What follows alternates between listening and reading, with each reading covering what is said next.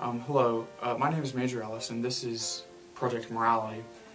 In this section of the project, I'll be discussing Kant's early life, Kant's inspiration, and influences behind writing the groundwork for the metaphysics of morals, and what was going on in his head during that time. Basically, Kant was born during the Enlightenment. He lived during that span of time, and he was a hugely influential figure at this time. He was born in Königsberg, Prussia,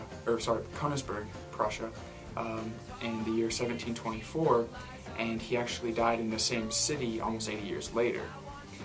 He never left permanently. Königsberg is now known as Kaliningrad, Russia, but at the time it was known as Königsberg, Prussia. This is the same city that he was always living, and it's interesting, his early life. It definitely has strong influences on his philosophies, his moral philosophy, and his ideals, especially in the Critique of Pure Reason and other works during his life. Not only the town that he grew up in, the people who he grew up with, his parents, his father and mother, but also the times of the Enlightenment. He's perhaps one of the greatest modern-day philosophers, basing that solely off of my opinion that his works and his ideas pervade many ideas of very recent contemporary philosophers.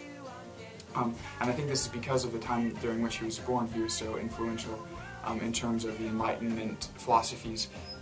He's been referred to as a Shiva of the Enlightenment era, just because of all of the philosophies that he tore down and broke down, only to build them up again. I guess rise them as a phoenix of philosophy. He essentially tore down everything that was existing about moral philosophy and reasoning philosophy and logical philosophy, and brought it up anew in the Critique of Pure Reason, his magnum opus. But what we're talking about today is the groundwork for the metaphysics of morals, not to be confused. Kant was a little man of regular habits. He grew up in a pietistic German home. His parents were deeply religious, were deeply Christian.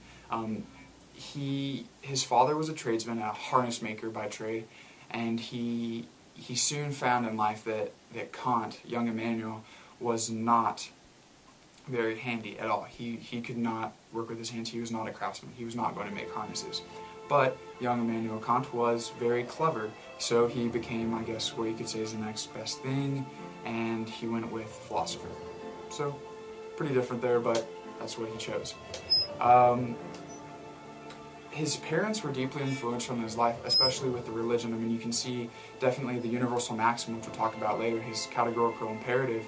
The universal maxim of that really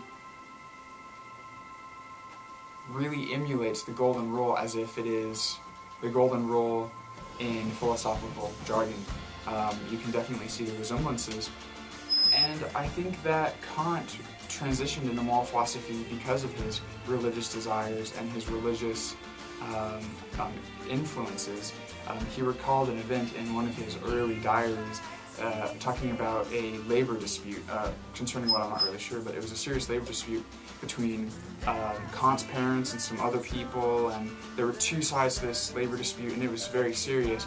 But and in Kant's own words, he records that his parents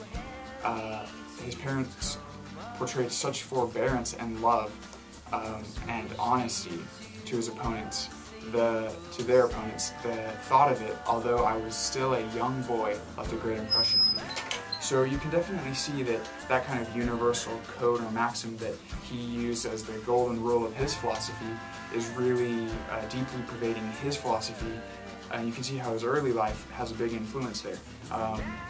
That kind of treating everyone with the same kind of respect, even your enemies, definitely harps on those different qualities. Kant was puzzled as to why, constantly puzzled as to why math and science could make such leaps and bounds in philosophy. It was really just sitting there in a stagnation, no movement, no leaps and bounds that you saw in math and science.